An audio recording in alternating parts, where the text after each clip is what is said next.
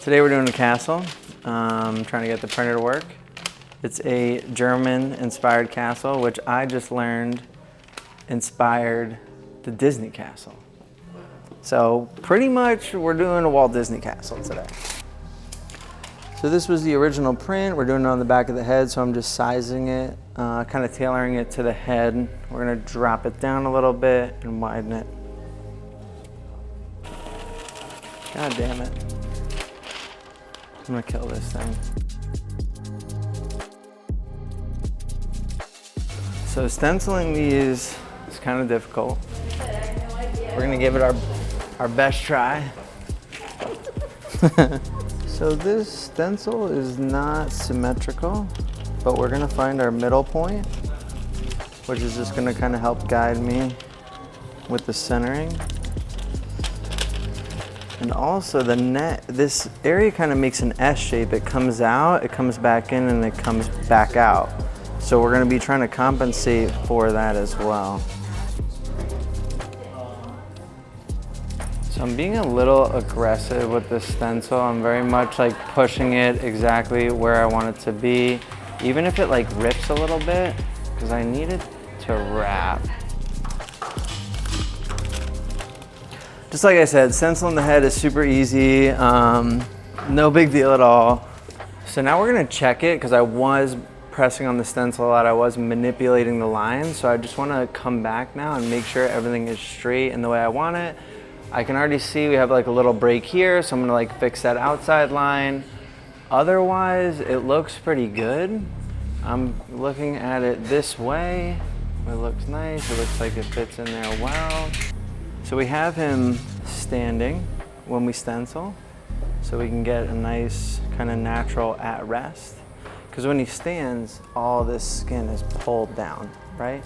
So we always stencil standing in the rest position. I can see these two lines here need an adjustment, but everything else is looking good to me when he stands up. So I'll correct that right now.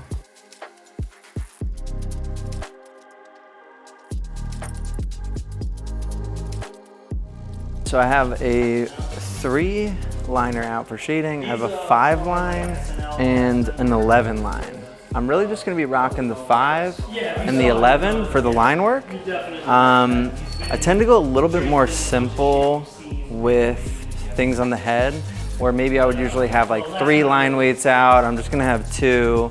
My shading is really gonna be like dark side, light side, and it's just gonna present better on that like fatty, tough skin that's on the head, and also I think hold up better over time.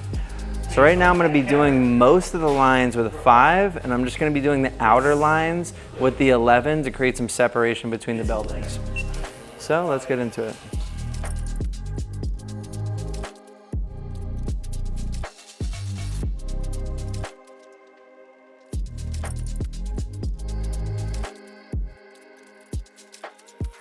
And then on the bottom here, I have kind of this rock texture that I'm just gonna work right into the skin. Try to have this really nice, smooth transition into the neck. I'm not gonna go overboard with like the shading.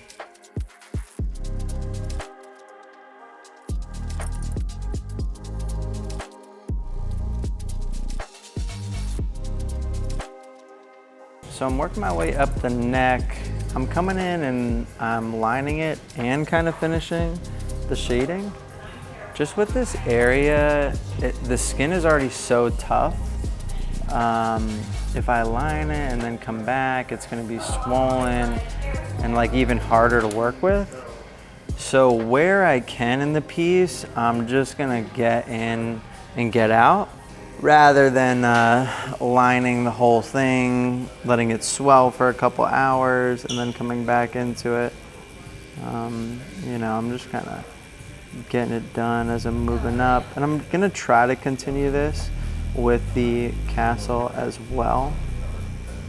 But the skin is very tough, so like I'm almost packing this black in and it's coming out more like a gray, you know? So we can see how tough that skin is and how it needs, you know, time to really build up to the true value. And it's, you know, it's not that you're doing anything wrong if you're experiencing this, it's just, you know, different skin.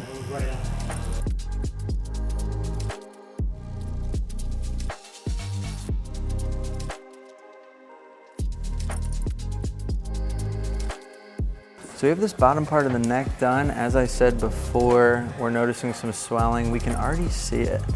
You know, it's like raised a little bit, and that's why I really wanted to get in there and then just get out. Now we're gonna focus on the castle. I really like this kind of dark layer that it adds. We see like light with the rock, dark with there, and then the castle is gonna be pretty light on this bottom where it meets the dark. And that way I can make the tips of the spires of the towers really dark, and it'll make a nice pattern. You know, so like when I'm doing that, I'm always conscious of what's next. Like these windows are gonna be dark, but otherwise it's gonna be pretty light. And as things are farther back, they'll be darker. As they're closer, they'll be lighter.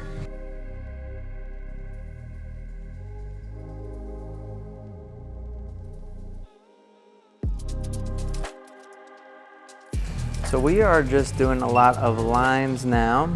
I'll probably check back in as we make a little bit more progress. Maybe we'll take a look at what Joe's working on over there. What's up, Bill? What's up, man? What you doing? So, just working on kind of like cover-up / rework of some lilies and some leaves and stuff like that. So we're just kind of updating it, giving it a little bit of a better flow. Just kind of free-handed it in, and now we're just going in and doing all the color, filling everything out, trying to cover up these areas, make the petals a little bit bigger here, use some leaf work to kind of cover some of these like lines and swirls and stuff, kind of unnecessary things. And then just create a little bit more flow, just kind of down from the leg down onto the foot. Joe, do you have any apprentice story that I've never heard? From my apprenticeship, Yeah. I don't know if there's any I can actually talk about. That good, huh? My apprenticeship wasn't very long either, though. You know? Because you were so expert? No, not at all. No, quite the contrary. It just, I feel like he was just eager to get me going. You know what I mean? Just trying to make that money? Yeah, that, I mean, to be honest, there wasn't much he could teach me past, you know, like the sterile practices and then, you know, the basic applications. Like he wasn't like a... He brought you as far as his skill set was? Pretty much. Yeah. You know what I mean? Do you think that we could turn Fritz into a really good tattooer? Fritz? Yeah. I don't know. I mean, step one, he'd have to stop drinking at work. Right? Yeah, I mean... Or maybe drink more. You think that, Nate? Yeah. Drink more?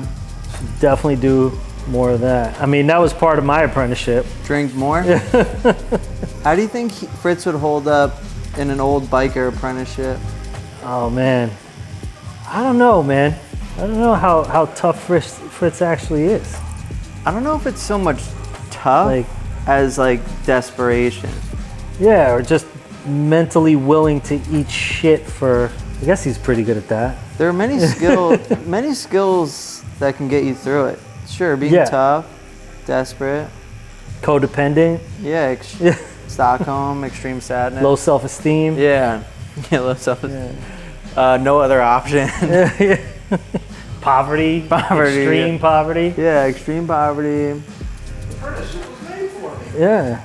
Those are the things. Possibly one or two substance abuse issues. Yeah. Life experience. Yeah.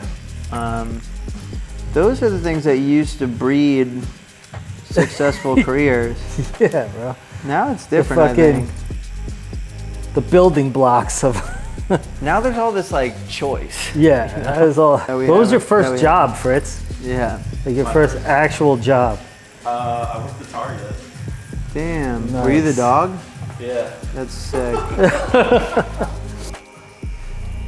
All right, we can take a look at this. This tower is a great example of a pretty much how I'm gonna be shading this.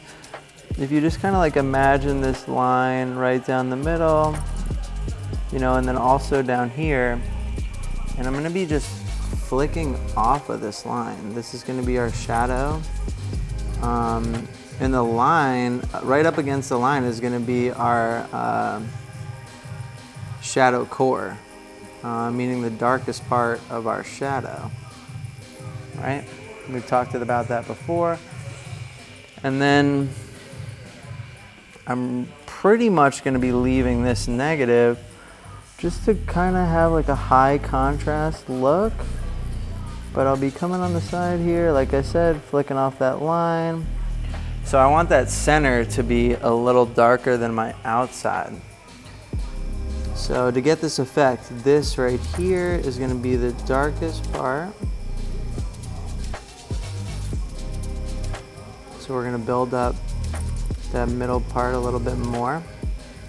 And then I'll just come over the whole thing, which allows me to keep the center dark and shade in the other part at the same time to keep that balance in the shading, right? And then when I wipe away, you can see I still have this dark shadow core, and then it flicks off. It looks great up against the highlight, kind of just, it's simple. I'm just creating like a smooth fade to the other side. I'm gonna build this up. And when you have shadow core in there, people are gonna think you know what you're doing and that you went to art school, even if you didn't.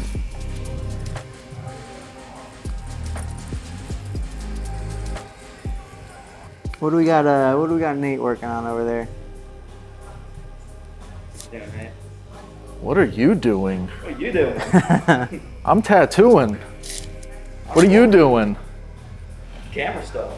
Oh, Is he bothering you, Nate? camera stuff. He's always bothering me, but it's okay. If you want to check it out. So she had an eye with like a more neo-traditional kind of style going on in it and around it and everything. But she definitely likes a little bit more colorful, illustrative, a little bit more realistic. So we decided to turn the eye into some space. We got some little galaxy stuff going on, some nice planets, you know, some Schlight, some Sigma. Get a tattoo, it comes with a free massage. Damn. Looks like a DJ turntable. Yeah, right.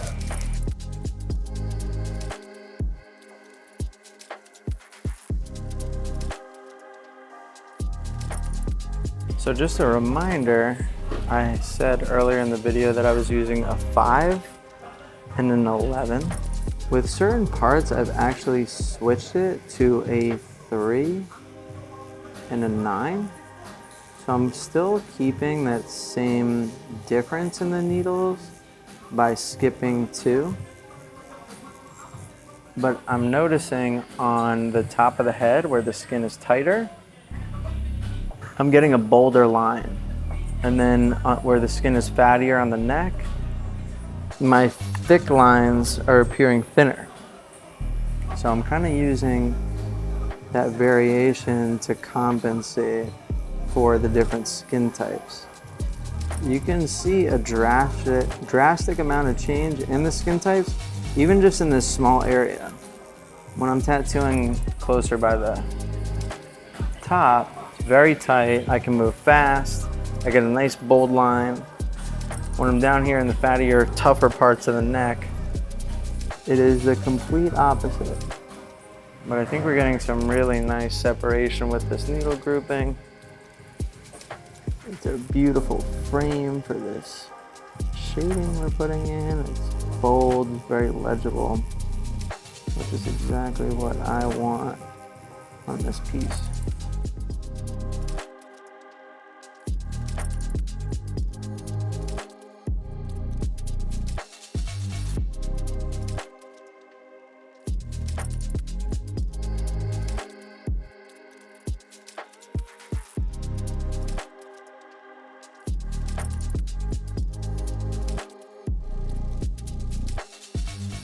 So we are coming to the end of this guy right here. I just have a 5 mag out, and I am going to put in the solid blacks just all over the tattoo. Just with this tough kind of skin. You know, I really do this with all my tattoos. Is I check at the end, make sure the blacks are black, just because it's so important. And then once I'm done with this, I'll put in some whites, and then we are good. We're right there. So I'm using a 5 mag just because the grouping is so small that it really easily penetrates the skin.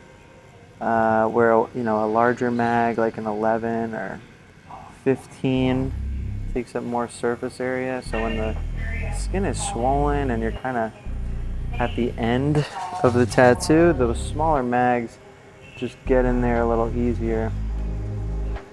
So we're just finishing this guy up. I still got my buddy Joe over there finishing his. So I got some company on this late night. We're getting it. So we were done today. Alex is losing his shit in the background. But you can come around, you can take a look here. We have a nice clean tattoo. All the lines look good. We got even some white in there to show. Fits the head, really nice. And then I'm just gonna have you look to the left and the right. See a twist with his head. Very cool.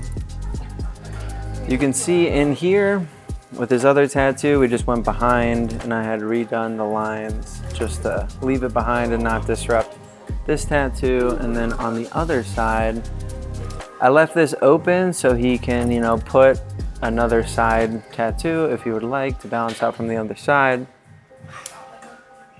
We have the bottom fading right into his skin, like we talked about at the beginning of the video. Then we have our dark layer and it comes right into our castle. Time to get some pictures.